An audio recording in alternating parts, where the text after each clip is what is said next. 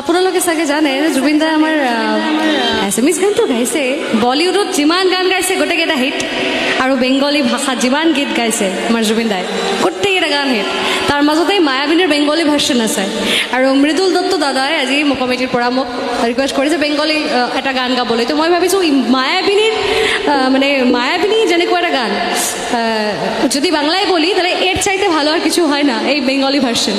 So here is a Bengali version for all of my viewers here.